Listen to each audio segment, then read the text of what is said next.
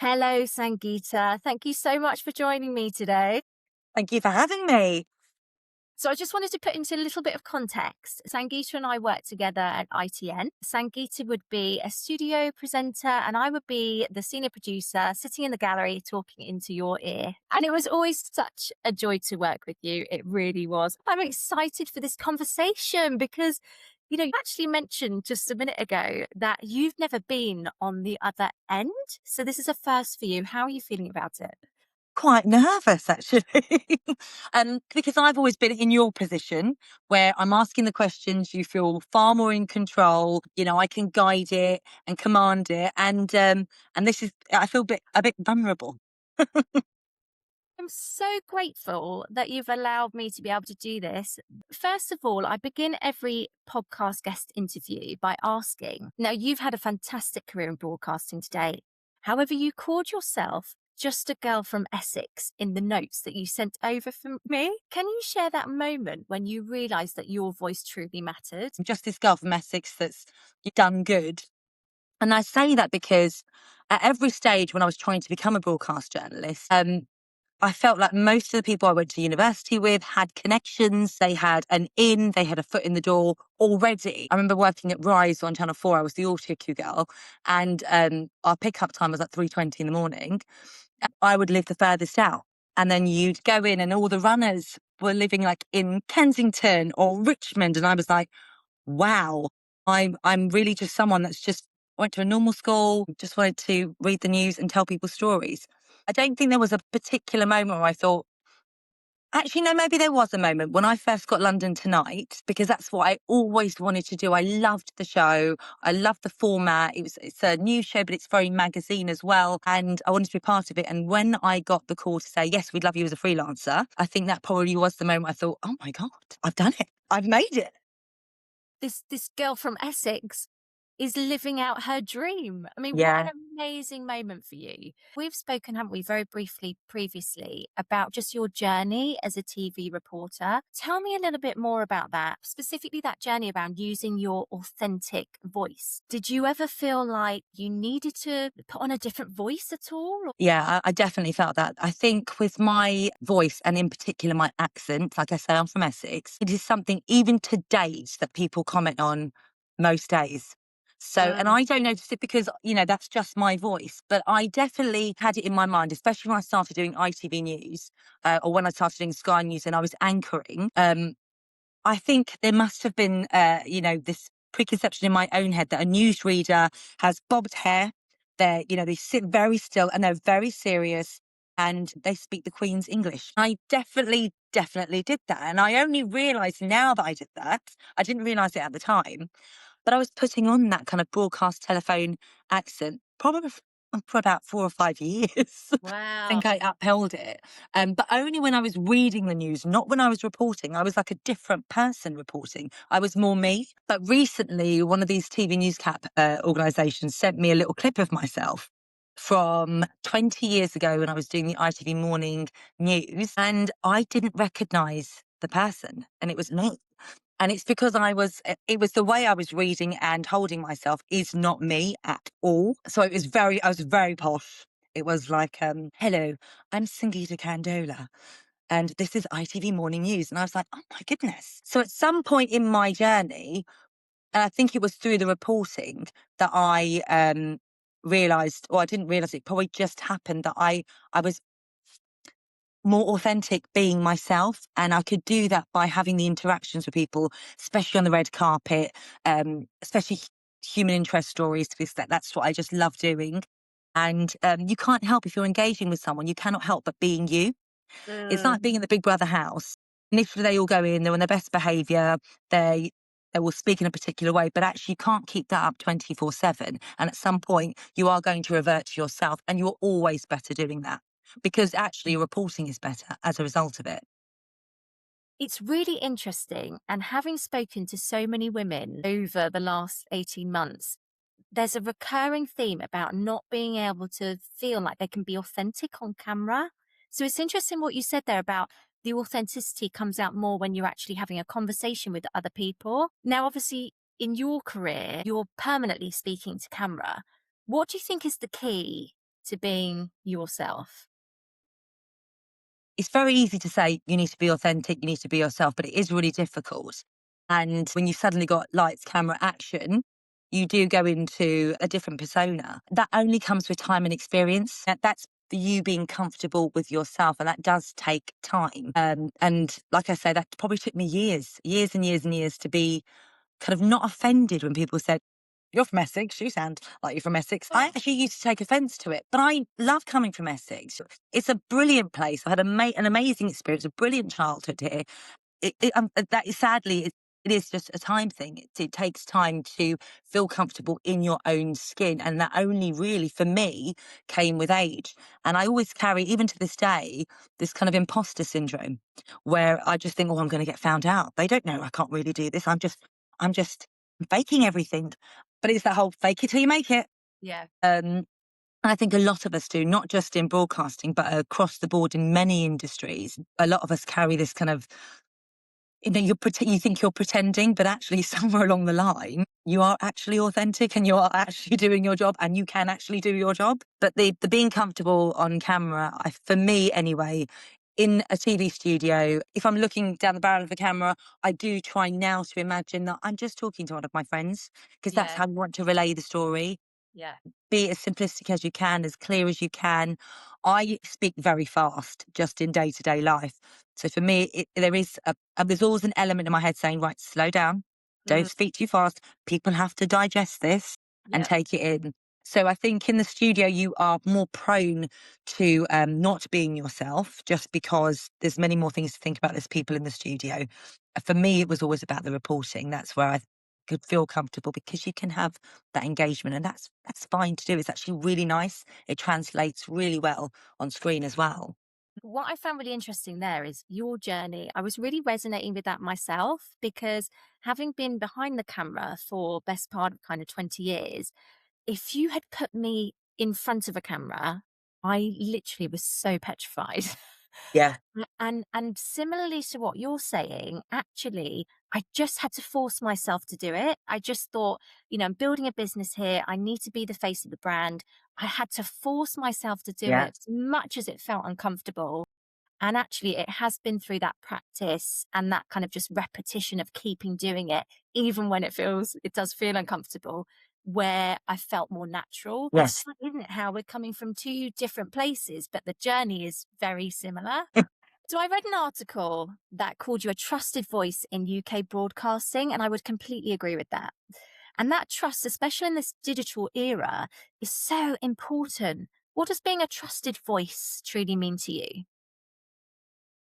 I think it's really important now more than ever because you have got, the introduction of AI, you've got citizen journalists, you've got all sorts of things appearing online on social media.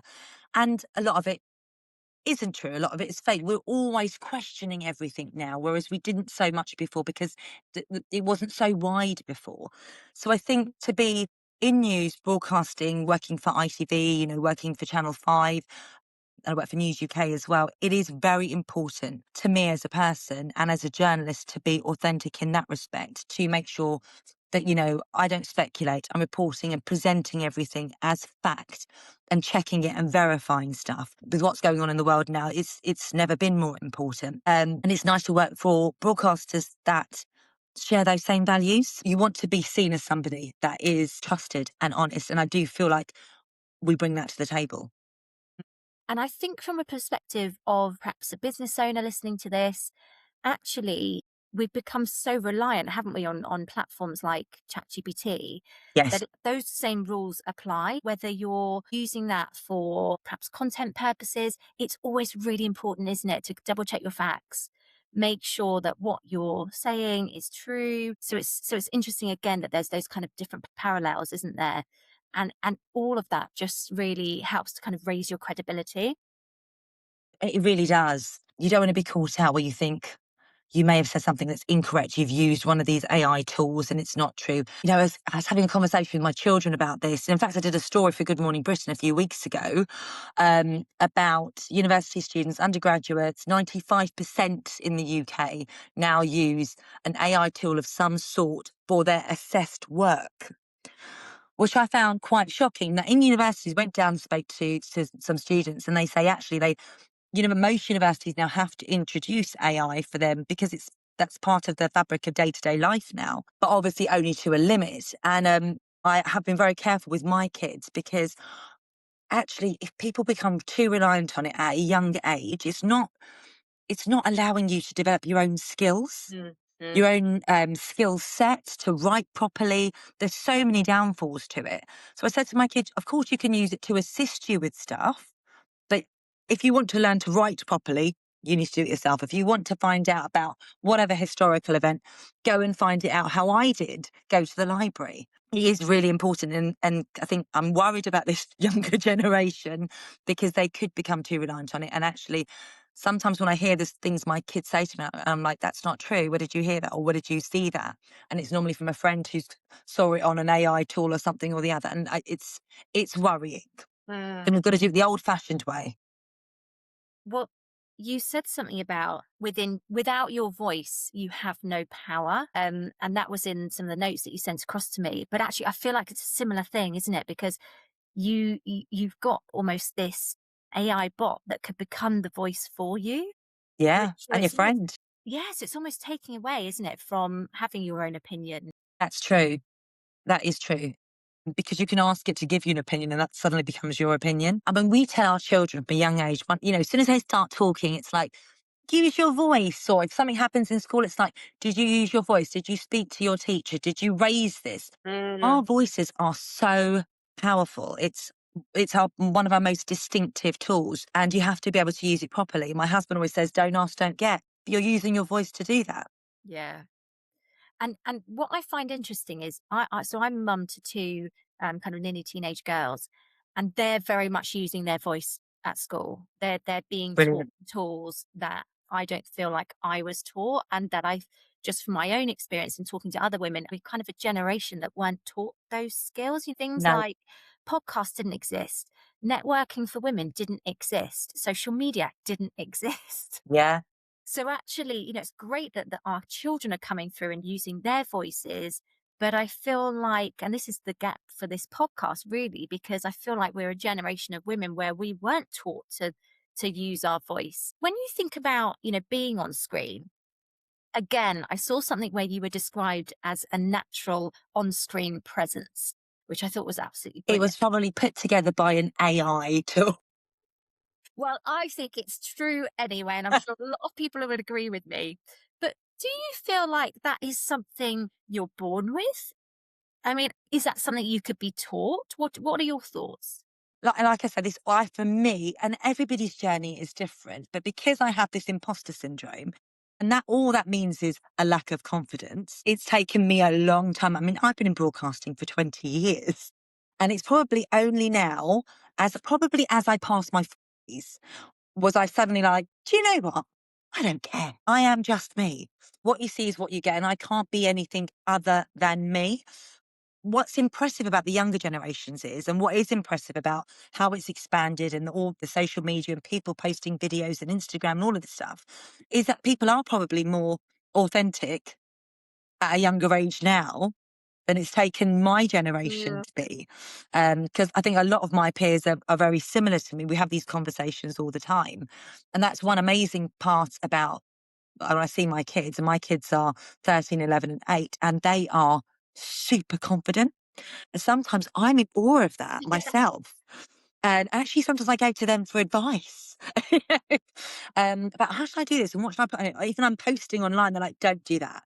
You can do that."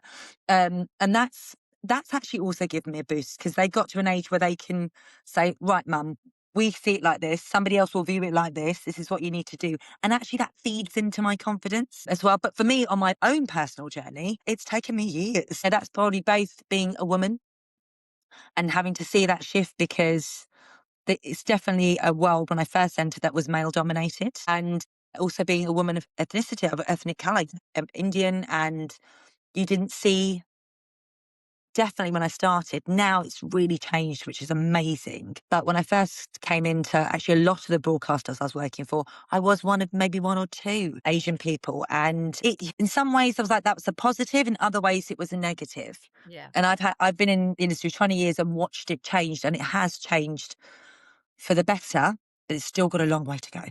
Yeah, I would completely agree with that as well, actually. You mentioned there about imposter syndrome, which I wanted to touch on because I think this is something so many women of our generation suffer from. 100%. Most people have got imposter syndrome, haven't they? Yeah.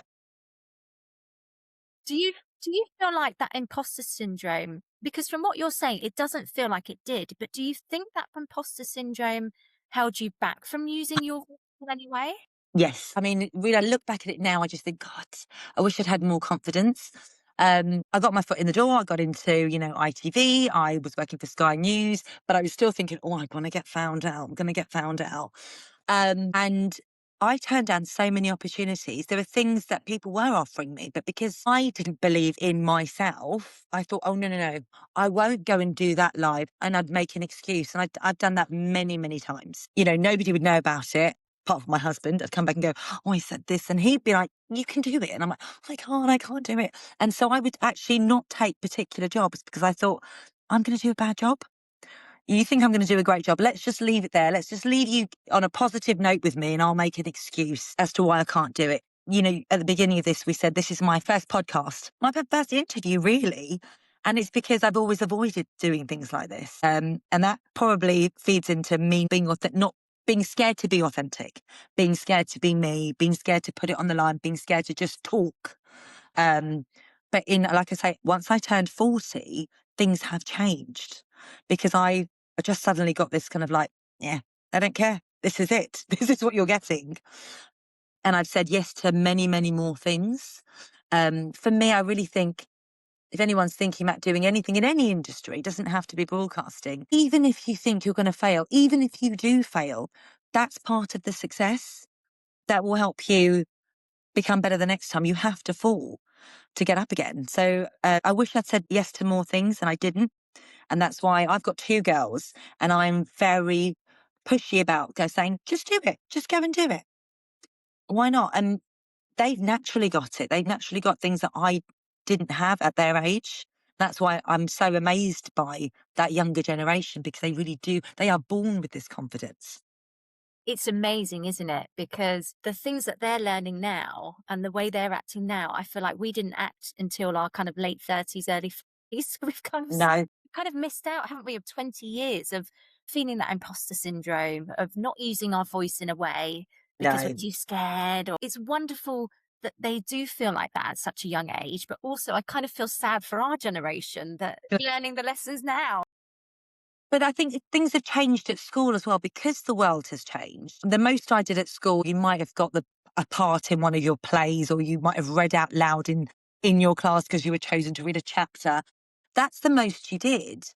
But because jobs have changed, because there's more presentations, there's hardly any industries now where you're not at some point asked to present to a boardroom or present to whatever industry conference they've got. That's become more part of it now with COVID because people were online more. Actually, they were presenting more. And I think that has fed back to the education system where children are expected to now perform and that actually public speaking will help them later on in life. They are life skills that they need.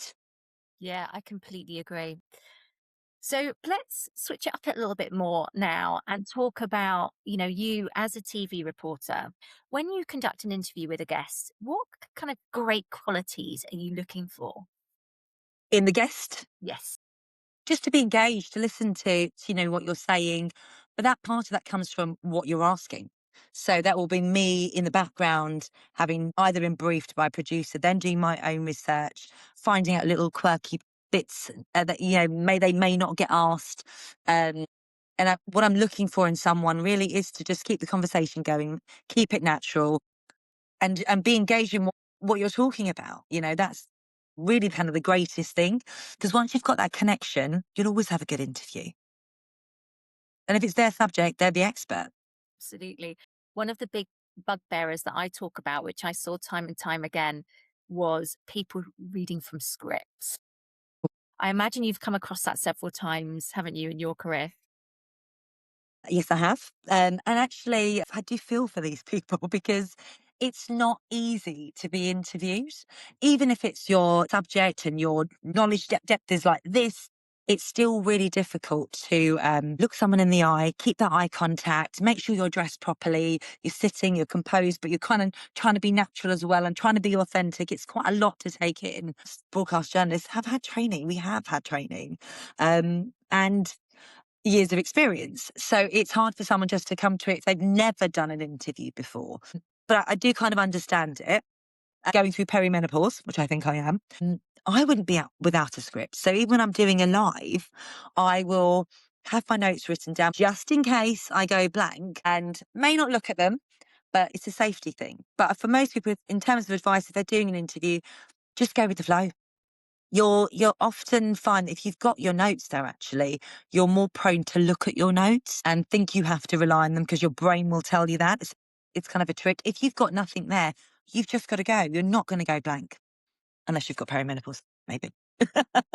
The mind blanking thing is something that so many, I think, again, particularly women, are Mm. worried about.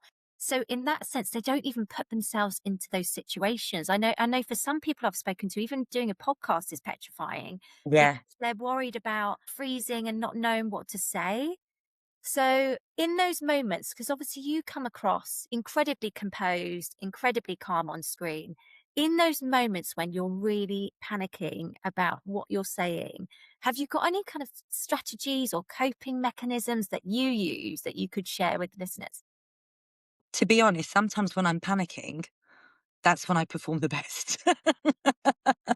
Sometimes, at the early days, I was like petrified and I'd be in a studio and I've got an auto cue, but my leg would be shaking.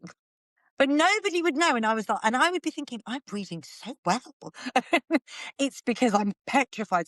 So again, it's a personal journey. For some people, that will push you through. That adrenaline will get you through. And other times, for no reason at all, you're nervous. And to compose myself, I'm a big believer in deep breathing. So just to compose yourself beforehand, that's through everything in my life. Whatever stress is, it's always like, right, just stop for a minute, just take a breath. It's going to be okay. I'm also a great believer in the secret. So what you think about, you bring about. So it's just getting into that mindset, imagining the end of the broadcast and going, that was fantastic. That was brilliant. I've already done it. Wow, didn't I do so well? Or wasn't it a great show? It's a mind over matter thing. It really is. And that's about training your brain. Mm. And I think a lot of athletes do that, don't they? They envision the finish line. They do. So it's a similar kind of thing, just looking at that outcome rather than actually where you're coming from now. The imagination. It's already playing it out and going, "Oh, that was brilliant. That was amazing." Playing with playing with your dolls or whatever it is that children are incredible like that, aren't they? Because everything's so positive, and that's how you have to be, and that's how you get that positive outcome. But as you get older, the negativity always sets in. You've got all these kind of little doubts. You've got your little devils on your shoulders, and it's trying to get rid of that. Really, The inner chatter is such a huge thing, isn't it? I think, again, as women, it's something that, can stop us from taking opportunities, like you said, perhaps not even going through with something or not putting ourselves in those situations because we're talking ourselves out of it. yes. Obviously, when you're in the studio and you need to banish that inner chatter, you can't have that coming in when you've got all these other things, guests, auto cue, everything you've got to deal with. How, again, is that through the breathing or is there anything else that you do to kind of stop that? Again, it's the mind training. It's your sink or swim. If you're in a studio and you're not quite ready for a live broadcast, well, it doesn't matter because the TV schedule is not going to stop for you. So often it's like sink or swim. Let's do this. Let's just do it.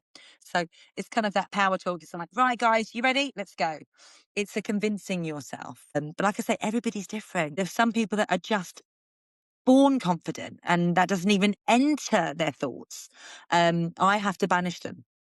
And that's before every broadcast. Because like I say, I've been doing this a long time, but I'm never complacent. Every broadcast makes me nervous. I'm working tonight and I will be nervous before I go on, just because you never know what's going to happen or how I'm going to perform. Sometimes I'm like, God, please let my brain connect to my mouth. You're going to fluff a line, you're going to forget something, you're going to stumble. And it's at the end of it not going, My God. Because in the early days, I probably would beat myself up if I'd messed up a line in a story, be like, oh my God, that was awful. And I'd watch it back. And as I've gone on over the years, I'm like, that was nothing.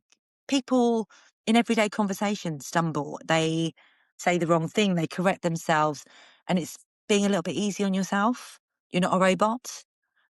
People make mistakes, it's part of life. And actually, it's quite endearing in some ways. I remember doing a red carpet live with Ray Winston a couple of years ago, and I think I fluffed a line actually in asking him a question or forgot the pronunciation of a word. And I spoke to my boss after and went, oh, sorry about that. And she went, no, it was lovely. I love the fact that that happened. It just makes you you. It's just so nice because you're just so normal. And I'm like, do you know what? That's really nice. That is really lovely to hear because I think there's this pressure that we need to get things right. Ooh, And and it also normalizes you. yeah, We're we're worried, aren't we, about stumbling over our words, saying the wrong thing. But actually, if someone, a trusted voice like yours, and you're stumbling, but actually that's okay. It just makes it seem more normal to other people.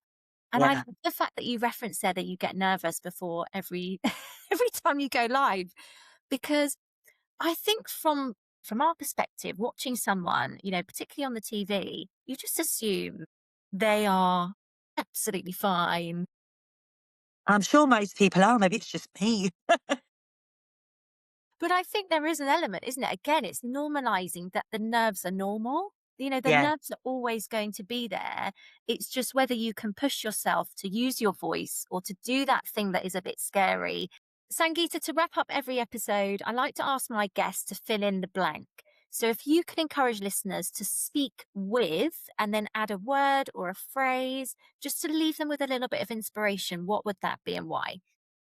I would say people should speak with honesty and confidence in themselves.